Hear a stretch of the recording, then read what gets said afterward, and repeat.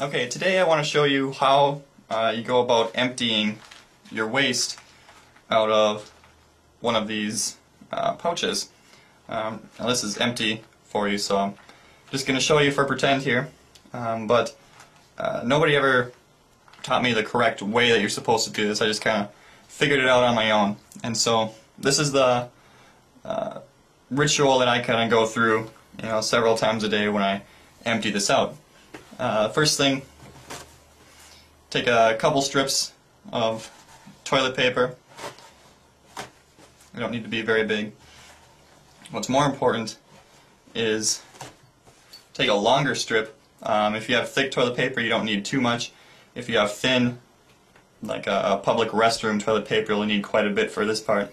But I fold it in half, take it, and roll it into these little swab things. Now if your stool is really loose and watery, you probably only need one of these, but if it's a lot thicker, you might need 2 or 3 of them. So get everything ready beforehand. Sometimes the smell from this bag can be a little bit overpowering, so you might want to spray the area down first before you empty it. But after a while you kind of get used to the smell, and it doesn't bother you as much, so you don't really need that as much. Then what I do is sit as far back as I can, sitting up on the toilet seat now.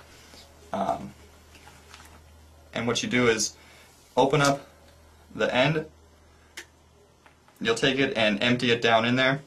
If you put creases in when you changed it, it'll make opening it up easier. And so everything's going to drip out here, and it's going to be a little bit messy. So take this first piece of toilet paper and kind of clean off the end a little bit. Throw that away.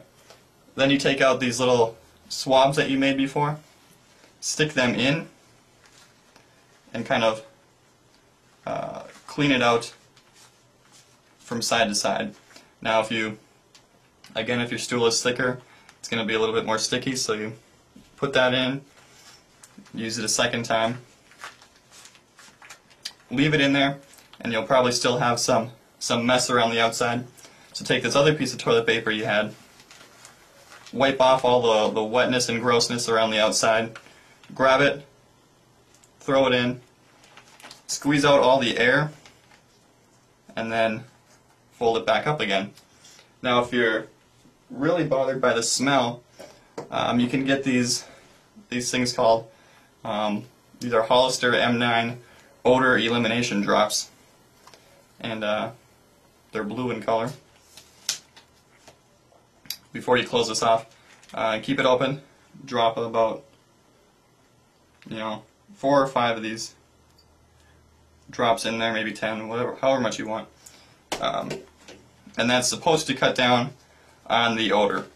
Sometimes it works, sometimes it doesn't. But that is basically how you empty this thing. Your hands will probably be dirty, so don't pull up your pants yet or touch your clothes or anything. Go wash them first, then come back, flush the toilet, and get your clothes back on again. Now I have a friend who has a colonoscopy bag, and so hers is much bigger, and her waste that comes out is a lot more solid and a lot thicker, and so she only empties it a couple times a day or something. But how she does it is she actually sits on the toilet backwards like this and empties it in there. Now the problem with doing it this way is that you're emptying right over into the water, and so it actually can splash back up on you and you get poop water all over yourself. So with a colonoscopy bag, there's not much you can do to stop that, but even with this ileostomy you can still get some splashing sometimes. So if you have a toilet that doesn't have much water in it, you can kind of empty it off towards the front of the bowl, but otherwise you can take some toilet paper and kind of fold it into a little mat and place that down on top of the water. That way when you empty onto it, it won't splash up as much because it's not hitting water, it's hitting the toilet paper. So that's just a little trick to make it a little bit less messy for you when you have to empty this.